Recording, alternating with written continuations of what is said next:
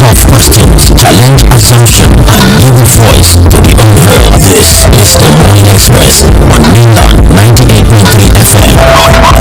Morning Express.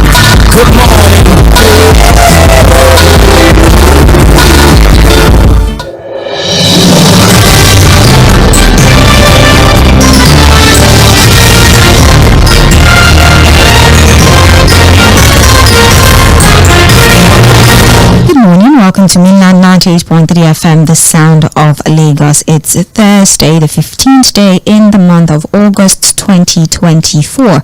Every single morning is a new opportunity to have fresh conversations, get fresh perspective, and also be informed about the polity and beyond. Of course, here on Mainland 98.3 FM, it is our responsibility to make sure that you're up to speed with all of the processes that are happening at the upper echelon, the decisions that are being made, and how it's going to affect you. And most importantly, give you an avenue to air your opinions about these decisions, ask questions about governance, ask questions about how policies are made and also how they're implemented, amongst other things. Good morning once again. Sage Babalola is my name. You're welcome to the Morning Express on Mainland FM every Monday through to Fridays from 5 a.m. all the way to 11 a.m. We have different segments for you on the Morning Express, all of which have similar objectives, informing you. And for the segment of the Morning Express called Trends in the Papers, our primary reference of information is our dailies. I'm talking our newspapers.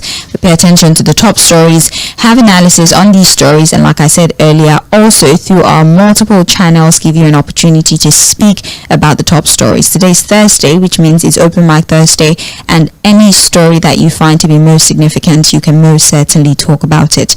We're streaming live on Facebook and on YouTube, so you can very well join us.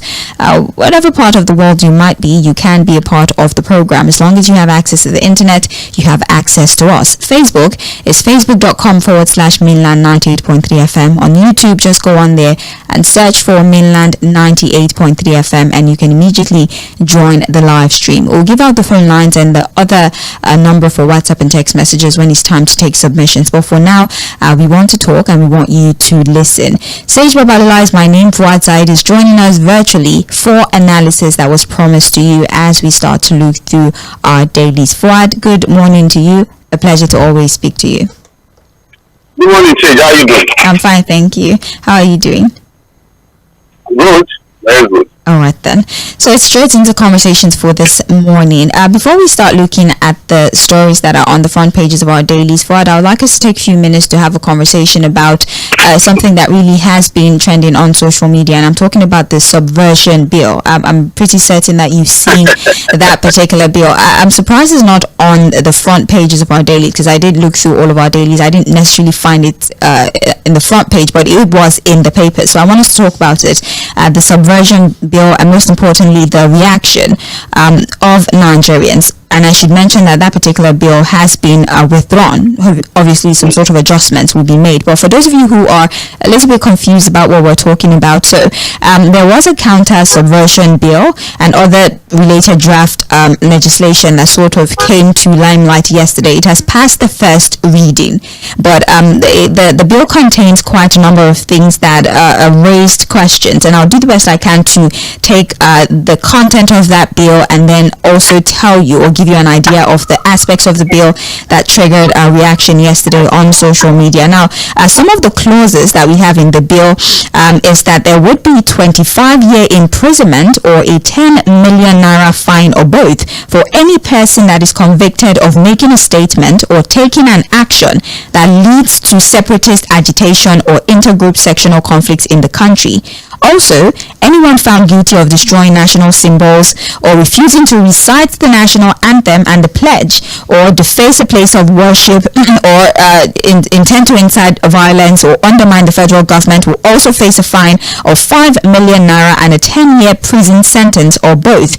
Sections 2, 5, 6 and 10 of the proposed legislation also states that any person who engages in activity that foster mutual suspicion, mistrust, intolerance leading to conflict and violence, that threatens Nigeria's corporate existence, peace and security, has committed an offense and would also face or can face a 10-year prison sentence and pay a fine of 5 million naira. And also anybody who forcefully takes over a place of worship, a town hall, a school premises, a private or public arena, or similar places through duress, undue influence, or subterfuge would also pay 5 million and face a jail term of 10 years or maybe even both. Also, if you profess loyalty or pledge or agree to belong to any organization that disregards the sovereignty of the country, you have committed an offense and you would pay a fine of 3 million or imprisonment for a term of 4 years or both. Now, there's more to that particular bill. Unfortunately, time might not really allow us to go through every single item on the bill, but those were the most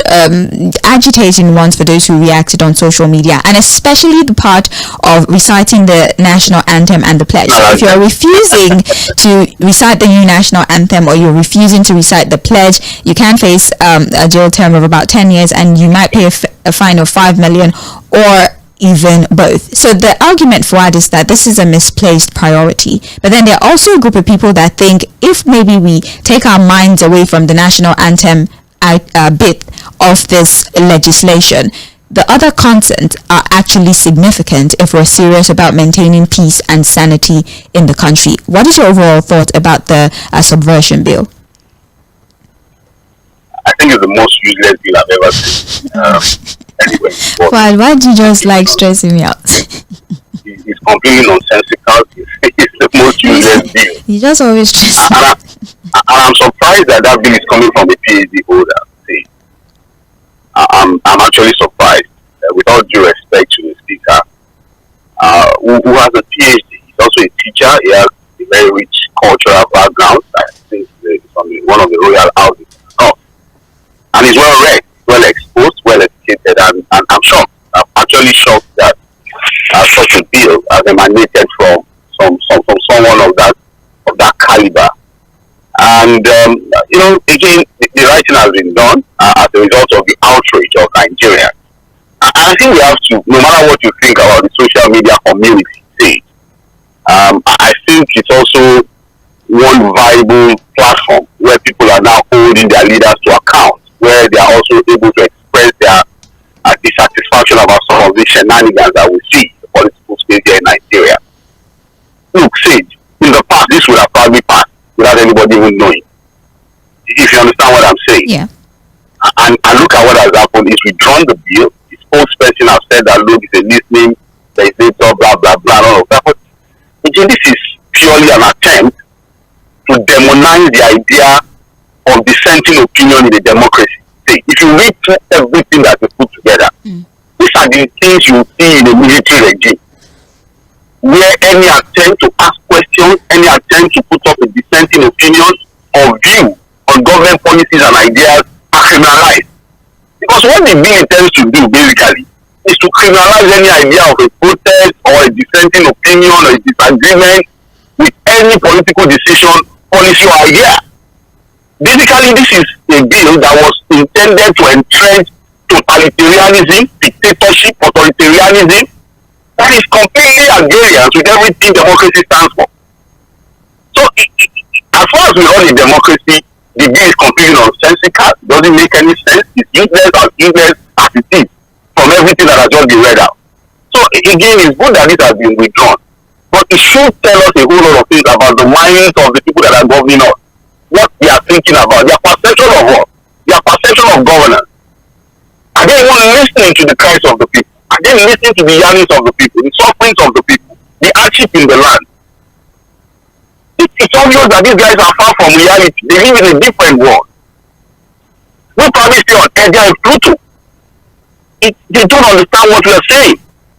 And look, it's not possible for you to understand what the people are saying if you are overfed, you are well taken care of, you get everything you need. You really don't, probably will not even understand the people. Look at even the back and forth on what they earn as legislators. Yes. To come out to be truthful and plain, they are playing games with it. And now they are not telling us that, no, their salary is not up to, it's just about 1 million. And if they deduct it, it's about 600,000. Whereas the senator has come out yesterday saying, Senator Khan from Kano has come out to say, oh, that RMFAC is telling Nigerians that we earn 1 million. I don't know how people calculate it, but I shall know that every month I get 21 million naira. Yes. Shehu says 13 million. That was his own time. You know, Shehu is not in the Senate now. Yeah. But when he was there, he said he always got 13 million every month. Yes.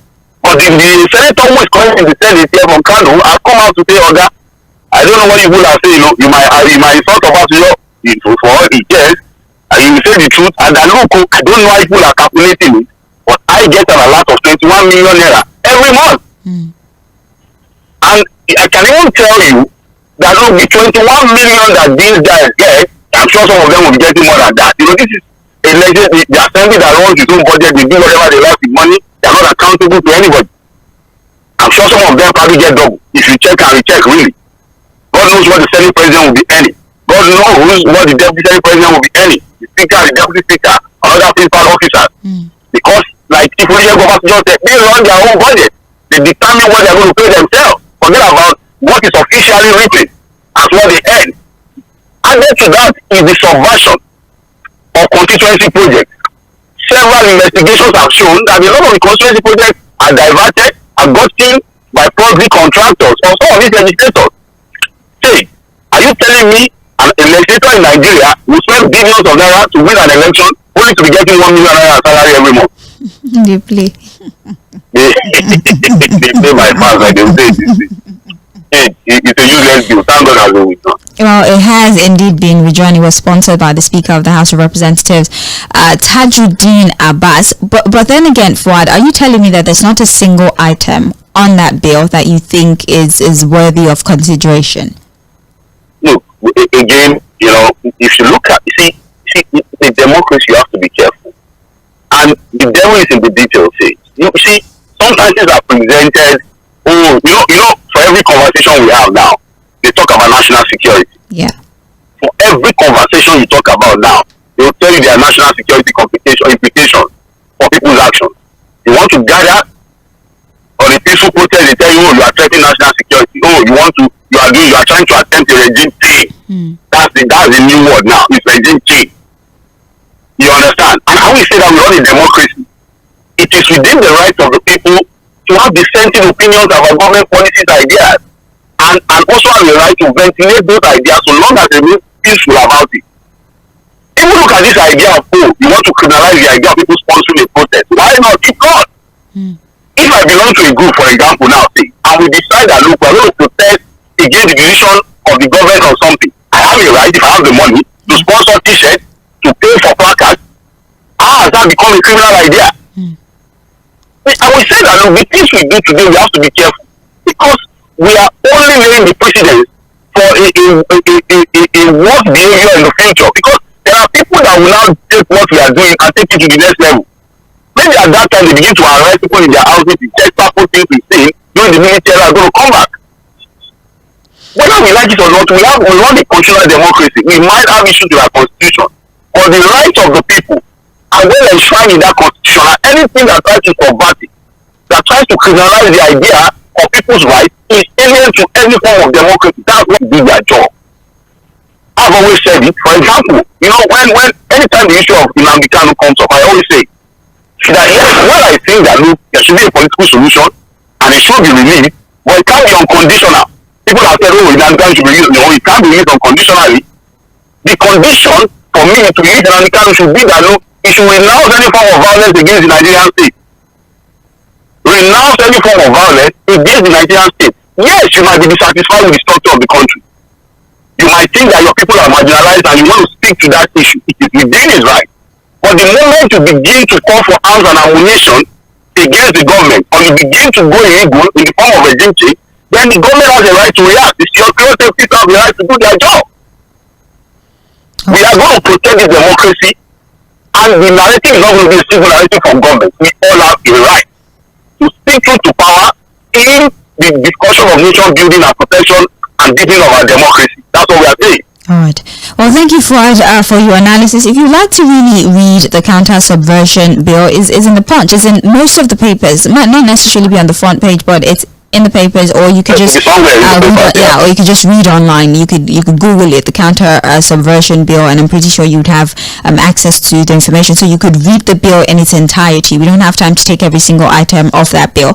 If you're just joining us, this is Trends in the Papers on Mainline 98.3 FM, the sound of Lagos. My name is Sage Babalola. I'm here talking to Fᴜʀᴜs. We started off by talking about one of the trending stories across all social media platforms, the counter subversion bill, as sponsored by the Speaker of the House of Representatives, Tajudeen Abbas, or the now withdrawn counter subversion bill, as a result of the reaction that it was met with on social media. Well, moving forward, we're looking at the Punch newspaper. We have the top story here being something around the agricultural sector and security. We have the headline, Food Crisis. Military deploys troops in Northwest North Central farms.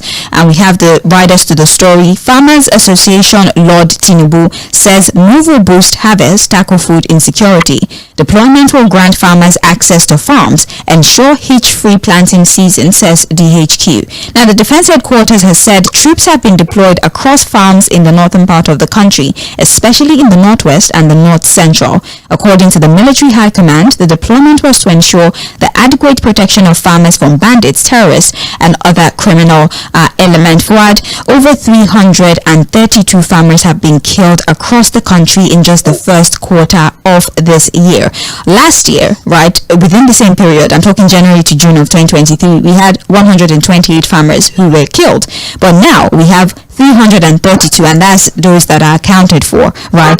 And also we have farmers that have paid at least 224 million naira between 2020 and 2023 to bandits in form of levies, so they're able to harvest their crops. But now the DHU is telling us that they have deployed troops to the farms, especially in the northern region, to allow for planting and harvesting season, and the farmers are protected to go back to the farm as part of the agricultural initiative of this present administration. What are your thoughts? Well, Sage, better than never. But one had expected that would have gotten a more concerted effort by the Nigerian security forces to protect our farmers. I think this is also coming from the broadcast of the president, the recent broadcast of the president. Part of it was that a lot of concerted efforts will now be put together to protect our farmers, at least to protect the farmland. Very unfortunate, although when it comes to internal security, there will be the argument about the role of the police. But I think the Nigerian police is overwhelmed already, and I think again you have to look at capacity, you look at their numbers. Unfortunately, despite our small numbers in terms of the Nigerian police force, quite a number of them are also held down by our VIPs. They are people to guard homes, guard their houses, take care of their children, and all manner of things, which is also very unfortunate. But I think that, look, desperate situations call for desperate solutions sometimes. We have serious food insecurity, and that is coming also as a result of some of this insecurity, the insurgency, banditry activities. You just rolled out quite a number of things affecting our farmers. They can't go to farm. Even when they go to farm, some of them are killed. Some of them that are not killed have to pay, to be able to access their farms, harvest their crops, and what have you. So let's hope that this at least will work in the short term. But again, we have to look for a more sustainable solution. Because at the end of the day, it's not just the job of the military to guarantee internal security. If you understand what I'm saying. Yeah. And I don't think we can keep our soldiers, in the farms for too long. We can't keep them, in the farms for eternity. We have to look for a long-term solution to the problem, a more sustainable solution to the problem. And that's number one, looking at the issue of poverty that can breed criminality of this kind that we're seeing. Looking at the issue of education, empowerment of the people.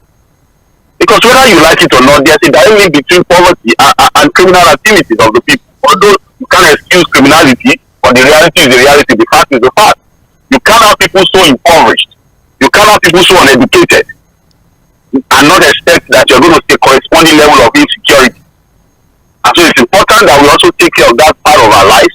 Get more people educated, take them off the street. Like the late Chief the children of today that you used to train will not allow you to sleep in the future. They are going to be the problem you have to deal with. And that's what we are seeing. These are willing tools in the hands of the criminals. So, but again, it's a commendable one, a good idea. We need to quickly do something. We are desperate. So desperate solution, but I think going forward, there should be more effort at a more sustainable way to it. Look, this never existed. It's shocking. Say, I served in Taraba State. Yes, there were communal clashes when I served in Taraba State, among the locals. But at that time, there was no fear of, farmers are going to farm, and then somebody is going to kidnap them, or bandits are taking. But it's just so alien, and suddenly we now have it as a major national issue now. So we have to look for a solution. But I think that, look, while we are looking at this remedial solution, we have to look at a more sustainable solution, which is, I think we should first tackle the issue of poverty, issue of education, create better living for the people, while we also empower our policemen and all other security agents that are, in charge of internal security to also do their job. We have to empower them, train them, and also work, to create an advocacy where people understand that security is also the responsibility of everybody. The traditional rulers are also supposed to get involved. Community leaders also have to get involved. We should be able to feed ourselves, by growing our own food here in Nigeria. See. Thank you very much, Fuad. That particular story is on page 2 of the Punch newspaper. Moving forward to page 27, we have the headline, Power Tariff. ASU demands reversal. Versity's bill jump by 300%. This story tells us that the Academic Staff Union of University has cried out against the huge power bills paid by universities in the country, estimated at 257 billion naira annually, following the recent increase in electricity tariff. The national president, ASU, Professor Emmanuel Oshodeke, called for per unit billing as the university's power bill rose by 300%, hitting 21.480 billion naira monthly. Now, in April of 2024, the Nigeria Electricity Regulatory Commission did announce the increase of power tariff, 68 naira per kilowatt hour. It went to 225 per kilowatt hour, and since then, universities have not been having a field day. Universities used to pay about 5 billion naira monthly, but now they are paying as much as 63 billion yearly. But now they are paying almost 21 billion monthly and 257 billion annually. I want us to understand the disparity in these figures. They went from paying about 5 billion monthly to paying about 21 billion monthly, and then they went from paying about 63 billion yearly to paying about 257 billion yearly. And this is me just rounding off the figures, right? And now we're having universities that are complaining that operations within the university would be slowed down, and the ripple effect of this is that the burden will be dumped on the shoulders of the students. And so the ASU chairman, the association generally is saying something has to be done. Universities should be built per the energy that they consume and not based on the band A, band B format that has been introduced. Bill me as per the power that I use, and don't place me under a band that forces me to pay a certain amount of money. Fuad, what sort of consequences does this spell for the education sector now that universities are not able to operate at full capacity? Well, basically, we are trying to further chill our educational sector, the university particularly. That's one sector that is underfunded. That's one sector we don't take seriously. Unfortunately, as a developing country, education for now should be seen as a form of social service with serious government investment, and should be seen as priority in our government spending. But it's not the case. It's not the case. Unfortunately, we have taken the idea of those that have done enough and are still doing enough for the educational sector in their country to say that, government knows how to fund everything. In fact, they will tell you that, but everybody go to the university. You cannot afford it. Go and do something else. Whereas as a developing nation, this is the time for us to concentrate on educating the people. Investing heavily. What is the budget on education in Nigeria to start with? Compared to other nations of the world. As a developing nation, this is the time to prioritize educating the people. Bringing out the best of ways to innovate and create things for Nigeria. When we talk about the future of the country, it should start from the educational sector. But what are we doing? Go to our universities, before we talk about the tariff, and look at the conditions of the classroom, the facilities on ground. Where are the libraries? How well are lecturers remunerated? They are even tired, They are even tired. They can't mentor students as the orderly would want them to do, because the work is, they are overworked. They can even masquerade. You know, when you have in one class you are teaching over 700 students, how do you want to deal with that? Now this burden has come. What we are now hearing is that some universities are already trying to create a utility fee for students. I think it's about 80,000 or so per session to take care of this issue of band A band. Look, it depends on what our priority is really, say, as a people. If our priorities continue to feed people in government, buy SUVs for them, renovate buildings, spend recklessly, and allow things like these that are more important to nation building to suffer, so be it. Since that's the way we want to run the country. They're not come up now with all manner of excuses. Oh, you don't have to go to the university. Oh, you know, everybody in other crimes. Oh, university people pay through their nose, blah, blah, blah. No, their reality is not our own reality. And Professor Luba, he said, look, don't do what they tell you to do. Look at what they are doing. They fund their university heavily. They subsidize tuition for their people. They create all manner of opportunities to get the best of their brain to go to school for free. How many scholarship schemes do we have in Nigeria for students? Now we are talking about NELFON, and that's the only thing we are shouting about, the student loan. How far have we gone with it? What is supposed to be the effect of even what we are doing? And now schools are now going to, because at the end of the day, what we are getting is that universities now, they only give their students power for only 4 hours. 4 hours, yeah. And so it means that the lecturers too will be in darkness. I mean, yes. The man that is overworked, that hopefully wants to go to his office to get some air conditioning and what have you to relax before he goes to the next class, there's no power. I've gone to the yes, I'm with you. The issue now is there's also some sort of classification for the universities, you know, those that are especially science, right? The laboratories, the medical students, those who are studying subjects like anatomy, who need to be at the laboratory, they cannot work because there's no electricity. There's no electricity. That's what I'm saying, that what kind of educational system are we running? Are we even thinking about it? Do we consider it a priority? Do we even know what we are doing as a people? Let us even ask ourselves that, do we actually even know what we are doing? You just said it. Look at the science students. The laboratories have to be powered. They need those facilities to run, to educate themselves. Now we'll be talking about how big graduates. Why are we not going to get how big graduates? Hello? Oh, my apologies. I think we sort of disconnected from Fuad, but not to worry, we'll have him back in just a few minutes. This is Trends in the Papers on Mainland 98.3 FM, the sound of Lagos. We're streaming live on Facebook and on YouTube. Thank you to everyone who's currently on the live stream. But you can join as we continue with the conversation, looking through the front pages of our dailies. And we're currently looking at the Punch, specifically having a conversation about how the electricity tariff now poses something of an impediment to learning within the universities. We're seeing complaints, and chances are this responsibility will be pushed on the students who are already complaining about the high cost of fees. Band A, Band B, Band C. This is becoming a problem for the operational viability of our universities at this time. That is already a very, very fragile and volatile sector of our economy.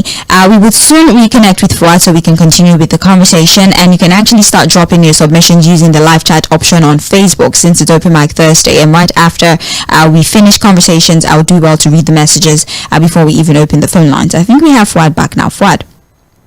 Yes, I'm with you. All right, please round off your thought on that story, please. So basically, the same thing is what the medical sector guys are saying. The hospitals are complaining. Yeah. They are complaining too. And look, just like education, the health sector is also supposed to be a form of social service to the people. That's how to touch the core of the needs of the people, especially the poor and vulnerable. And you know the irony of all of this. These guys don't care. They are not bothered. Can you hear me say? Yes, I can. They are not bothered because they don't send their children to the schools we go to. It is you and I that have our younger ones in those schools. We go to those schools. They know what they do with their own children. They send them to the best of schools where they pay heavily. But for the children, you know the funny thing about life? The most intelligent, the most brilliant minds, those gifted children, like Professor Best of Education, to build your, and that's why the whites are so smart. You know what they do? They just give you scholarship. Come to our own place. They don't know your value. I mean, that's evident. That's very evident in the Olympics that was just concluded. Our people won a number of medals. Nigerians who were representing other countries, they won medals. But when they come here, we put them under band A, and then they begin to have problems. Yeah, they are good. We ban their talent and stifle the talent out of them. You know you can ban people's talent. Of course. Ban people's talent is killing people's talent, killing people's future, Well, keeping people's livelihood. We have to move from that story. Oh, you don't carry the bandit conversation. We actually have to move from that story so we can take other stories. But if you like more insight into this electricity tariff issue and its influence on the education sector, check page 27 of the Punch newspaper. Fad, you were going to say something. No, it's fine. We are just begging everyone to bandy our lives. Okay, well, moving forward, page 19 of the Punch newspaper, federal government inaugurates committee on Naira-based crude sale. Now, the Minister of Finance and Coordinating Minister of the Economy, Wale Edun, has officially inaugurated a technical subcommittee tasked with developing the framework for the sale of crude oil to local refineries in Naira.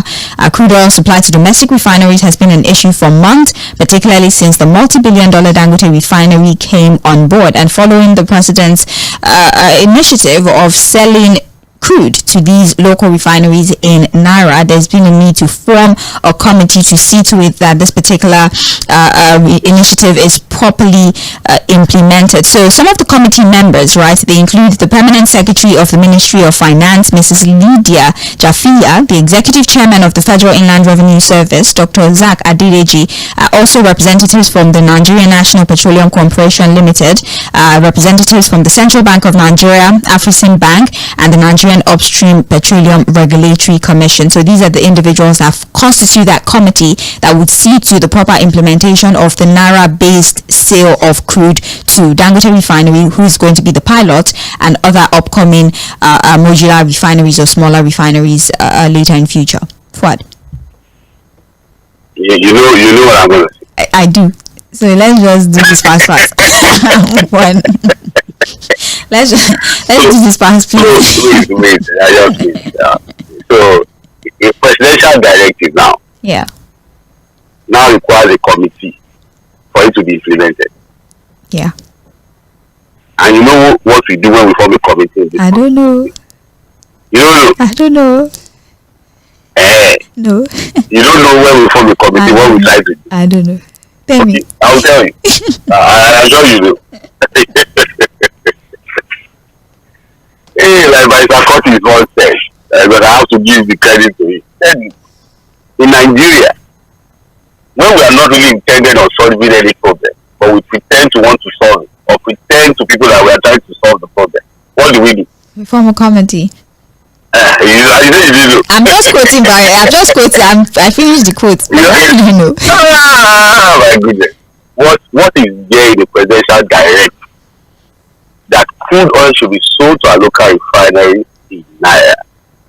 We have our regulatory agencies, we have the NMPCL officials who are in charge of this thing. So we have now formed a committee. You said it's called a technical committee, are you? Yeah, technical panel. To facilitate the committee to facilitate the implementation. There's one English you used. See, help me now. For developing the framework for the sale of crude oil to local refineries in Naira. So the committee is to now develop a framework. Yes. That will see the sale of crude to a refinery local in Naira. So that framework now will take like how many days for them to develop? I wouldn't know. What? I don't remember. But it shouldn't be long. I mean, it's a simple thing, really. You think it's a simple thing? It is a simple thing. Honestly, it is. So if it is simple thing, why then do we need a committee? A technical committee? I don't know how their mind works, honestly. I don't understand the inner workings of their mind. But it should be a simple thing. There's a directive from the first man. It should not require a committee. Well, if you say so. And you know what's now happen? What? You want me to make a prediction? Okay. This committee will now come up with a framework. Yeah. That will now also require another committee to review. Deep sigh. And then if that committee now reviews the framework, another committee will now also look at the report of the review committee. And then there will now be a white paper issue that will now lead to another committee meeting with stakeholders, and then another committee will now begin to look at how to implement it. So we are going to have our sixth committee coming out of this committee. Fad, we don't know that yet. And it's a prediction, and when you predict, you actually get it wrong. I'm hoping that they will prove me wrong on this one. Okay. Because that's what we have always done in the past. Remember that on the implementation of our annual report, there was a committee. Yeah, there was one. Where are we on that committee report that was given 12 weeks? Fouad, we even went on ahead to create 2 extra commissions. After we were planning to reduce. We went to we went to we even created another ministry. We have the largest ministry already. yes now. And commission. And then we were talking about reducing the number of pastors and ministries who are basically doing the same thing. And then we set up a committee to look at how to implement an old, long existing 괜ᴜ report and give them a mandate. That report has come. Nobody has done anything on it. Probably there's another committee reviewing the report. And while we were hoping that the government was actually intentional about implementing that report, they did something completely at variance with what they are trying to implement by setting up other ministries and even parastatals. So that's why you cannot fault Mr. Curtis's assumption that in Nigeria, when we are not really intended on solving the problem but pretending to be solving it, we set up a committee that will now give birth to other committees. But I hope that on this committee, they will prove us wrong. Hopefully. Page 19 of the Punch newspaper has the full story. Price skyrocket as petrol scarcity bites harder. Market has blamed supply shortage. NNPC keeps mum. The story in itself reads, Nigerians have expressed anger and frustration over the prolonged scarcity of premium motor spirits, popularly called petrol, across various states nationwide. It was observed on Wednesday that the scarcity of petrol led to widespread queues by motorists at filling stations in Abuja, Kaduna, Niger, Adamawa, Kano, Bauchi and Delta, amongst others. Although the queues are not that severe in the southwest, findings have shown that the cost of petrol in most of the affected state was close to 1,000 naira per litre at the filling stations, and black marketers have taken advantage of this to sell as much as 1,200 to 1,500 in the northern region especially. The Punch says they reached out to the NNPCL to comment on the issue, but then they've not gotten any response as at right this very moment. Well, Fouad, the justification that has been presented because of this fuel scarcity or for this fuel scarcity is that the protest, right, that movement of the product to certain regions of the country have been stalled because of concerns of the protest, right, a fear of hijack of the trucks that move this product, amongst other things. But the protest has died down for a couple of days now, and these states have not seen any respite whatsoever, and now they are buying as much as 1,000 naira, black market 1,500 naira and even more. Although in the southwest is a little bit easier. I bought for 900 naira per litre yesterday actually. You see? You now see. At the filling station, no, not black market. See, now everything again is about the protest. I mean? Yeah, that's what they say. Don't be surprised now that anything about food insecurity now they talk about the protest. So farmers cannot even move their seeds around because of the protest. See, this scarcity existed even before the protest, if you remember. Yes, now we're already having this scarcity before the protest. And remember that the excuse the first game was that there was a problem with logistics. Yes. That's what they said. So how is protest now the problem? And the protest has even ended.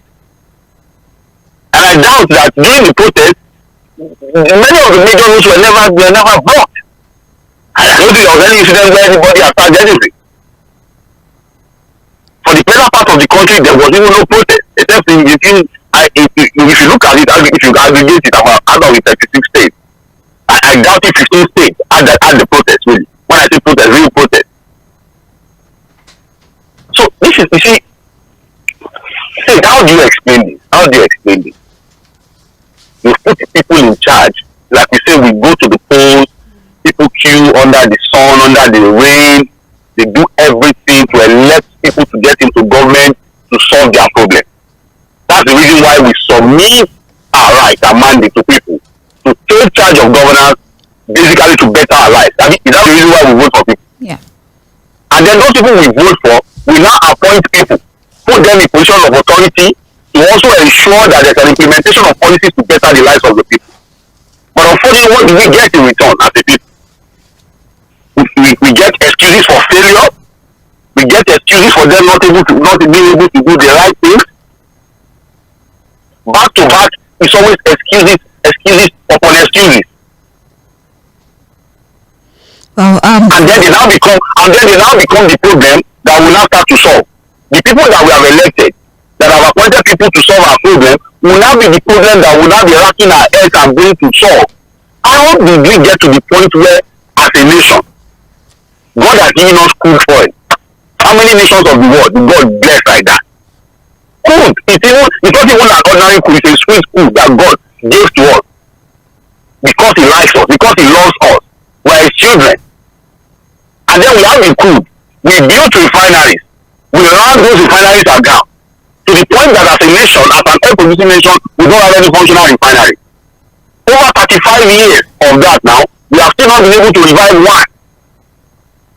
And then there was a particular private owner has built one, that one is still gasping for breath. We have not even agreed that, okay, maybe the reality of Nigeria, the way we are structured, is that it is a taboo to run a functional refinery. Let us quickly be importing refined petroleum products. To now even bring in refined petroleum products and distribute it to the people without causing them pain is also a problem.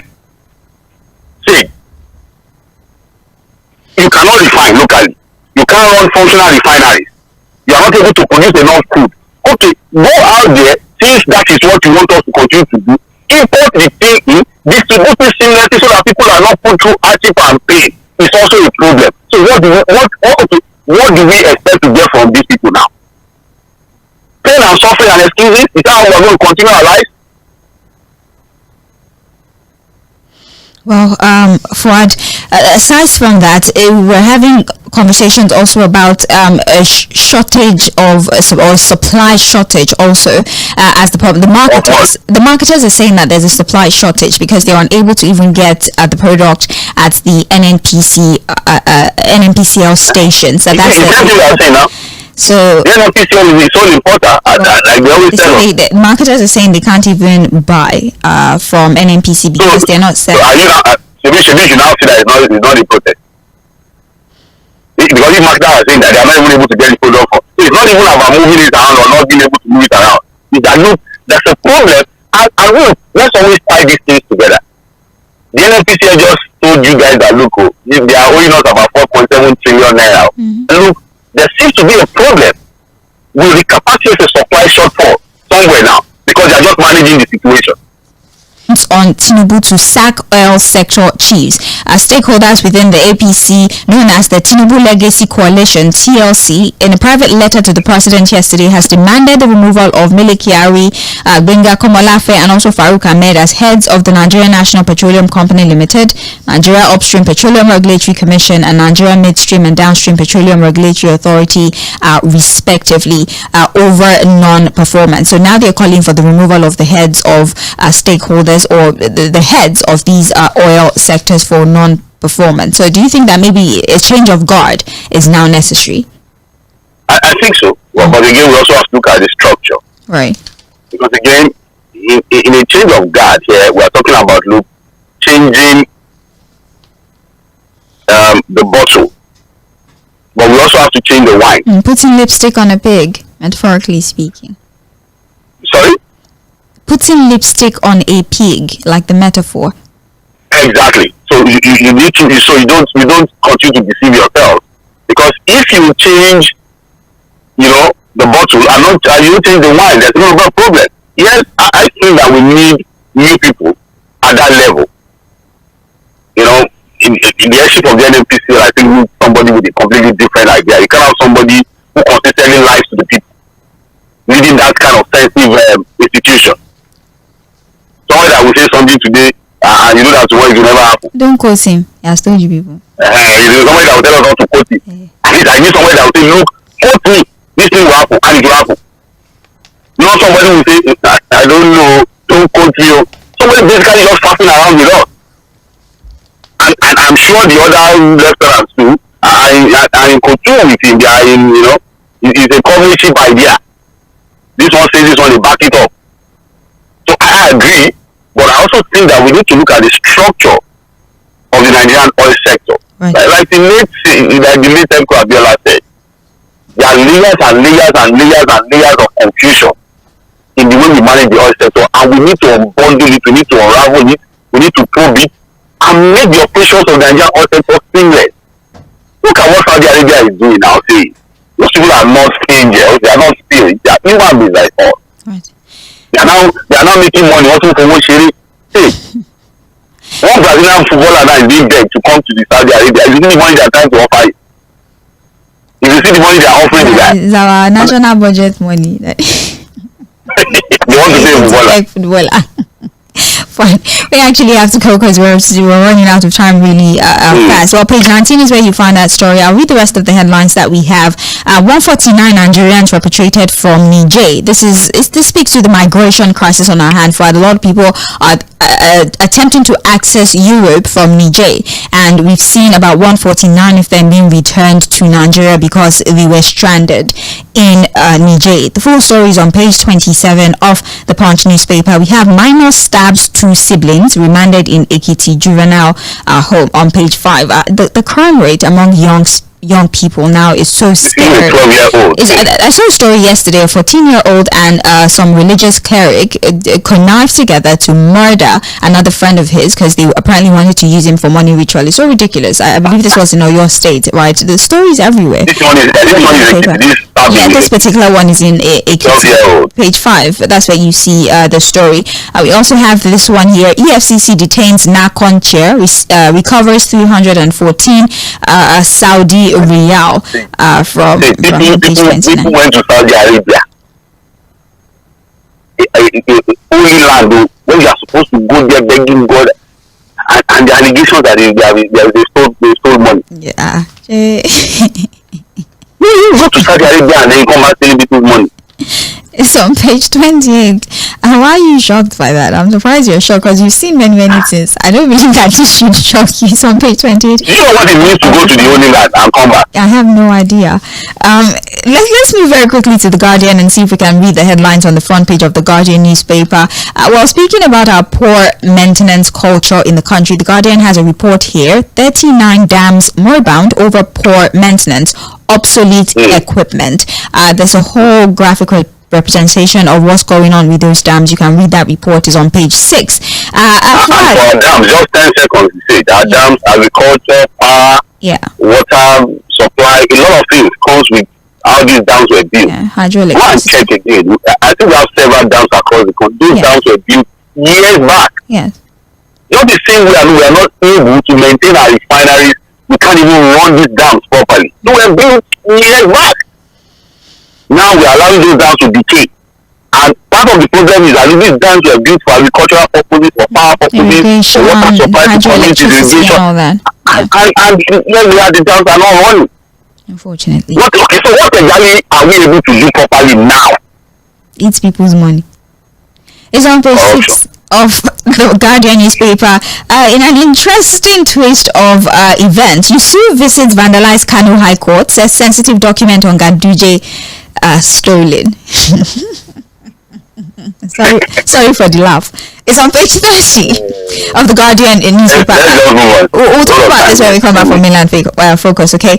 We can no longer afford further hikes in interest rates. Manufacturers are complaining. Yes, the commercial banks are using about 32% interest rates. That's what happened. Yes, they are going to raise it. If MPR is about, I think, 27 at this time. So the commercial they can't work with 27. Yes, so they're using 32. I'm sure they are going to be working about 32%. Right. Well, that is on page 6, and finally on page 4 we have protest. We are sitting on a time bomb. Sule tells Northern. Very interesting read. We'll talk about it briefly when we come back. We have to go. We're due for a break now, but when we're back, it will be time for Mainland Focus. We'll have brief conversations about these stories we couldn't really look into, and then we'll open the phone lines for you to speak to us as well. My name is Sage Babalola. Thank you, Fuad. Mainland 98.3 FM is the station. The conversation continues. Don't go anywhere. Who takes a plate of jollof rice to the next level of goodness?